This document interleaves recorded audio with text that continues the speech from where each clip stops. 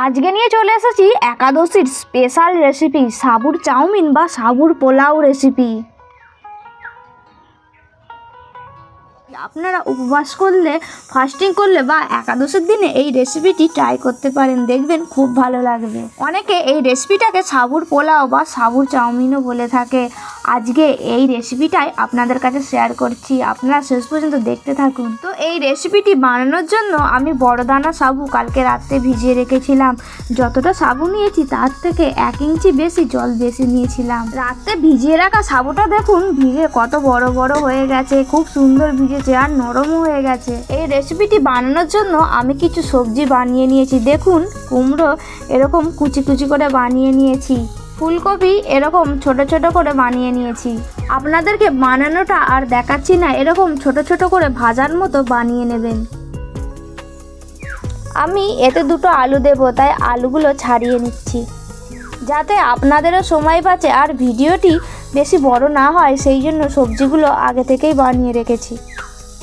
আপনারা অনেকে একাদশী করেন, একাদশীর দিনে কিন্তু এই রেসিপিটি অবশ্যই ট্রাই করবেন, দেখবেন খেতে খুব ভালো লাগবে আর অনেকক্ষণ পেট ভারীও থাকে। যারা একাদশীর দিনে বা কোনো উপবাস করলে নির্জলা থাকতে পারেন না, তারা বিভিন্ন সবজি বা এই রেসিপিটি ট্রাই করতে পারেন।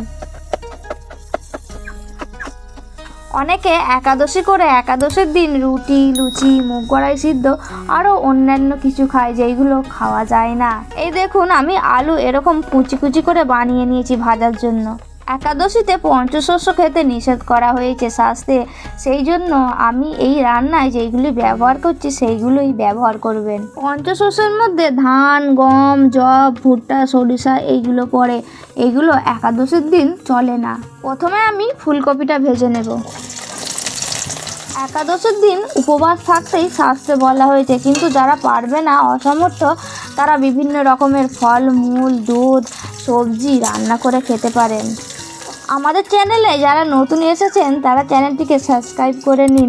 আমরা উপবাসের দিনে ভিডিও বা বিভিন্ন ধরনের নিরামিষ ভিডিও ছাড়বো এই চ্যানেলে। আর হ্যাঁ, এই চ্যানেলে আরও অনেক নতুন নতুন রেসিপি ভিডিও ছাড়া হয়ে গেছে, সুন্দর সুন্দর, সেইগুলি আপনারা দেখে নেবেন। দেখুন, ফুলকপি আমার ভাজা হয়ে গেছে, এরকম বাদামি বাদামি করে ভেজে নিয়েছি। এবারে আমি আলুটা ভেজে নেব। আজকে আমি রান্নাটা বাইরে করছি, এই লোকেশানটা আপনাদের কেমন লাগছে আপনারা কমেন্টে জানাতে পারেন। আলু ভাজা হয়ে গেছে, এবার আলুগুলো আমি তুলে নেব।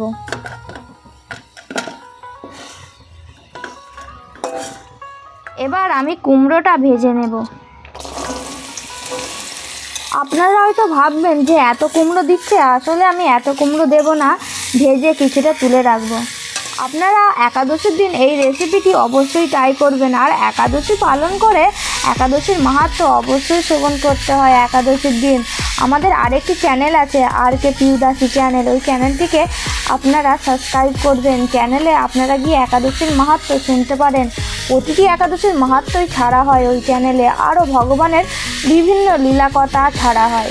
এই দেখুন, কুমড়োও আমাদের ভাজা হয়ে গেছে, এবার তুলে নিচ্ছি।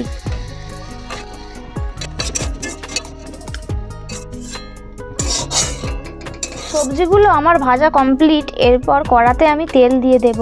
তেল গরম হয়ে গেছে, তেলের মধ্যে আমি এবার কাঁচা লঙ্কা দিয়ে দেব। লঙ্কা ভাজা হচ্ছে আর আমি আদা কুচি কুচি করে কেটে নিয়েছিলাম, এবার কড়াতে দিয়ে দেব। আদা আমার ভাজা ভাজা হয়ে গেছে, এতে আমি বেছে রাখা গোটা জিরে দিয়ে দেব। আপনারা একাদশীর দিনে যদি জিরে ব্যবহার করেন তাহলে অবশ্যই কিন্তু বেছে নেবেন, কারণ সরষে থাকতে পারে, সেই জন্য। আদা, কাঁচা লঙ্কা, জিরে ভাজা হয়ে গেছে, এতে আমি এবার কিছু কাজু বাদাম দিয়ে দেব। আপনারা চাইলে দিতেও পারেন, না দিতেও পারেন, আর চাইলে কাঠবাদামও দিতে পারেন এতে। এরপর এতে আমি টমেটো কুচি দিয়ে দেব।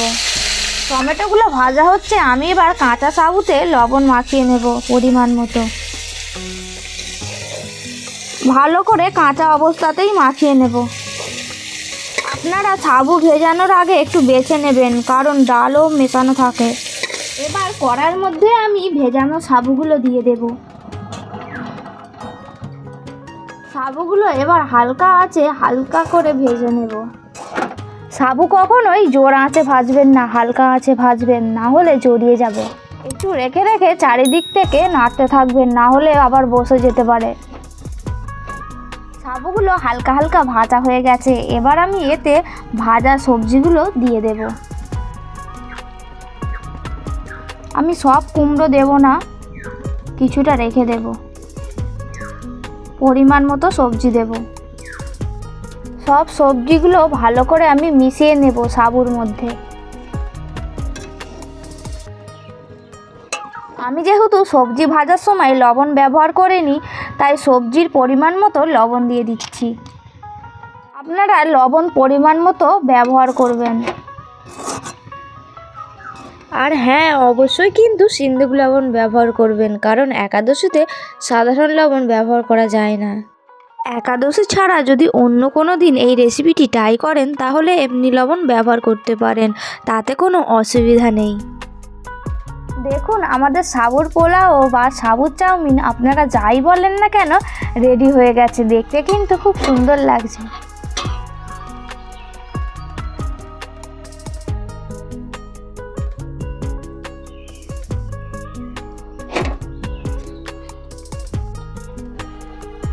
আমি বাদাম ভেজে রেখে দিয়েছিলাম, এরপর এর উপর দিয়ে আমি ছড়িয়ে দেব। আপনারা অবশ্যই কিন্তু চ্যানেলটিকে সাবস্ক্রাইব করবেন, একটি লাইক করবেন, কমেন্ট করবেন আর ভিডিওটি অবশ্যই শেয়ার করবেন। আমাদের সঙ্গে থাকবেন। হরে কৃষ্ণ।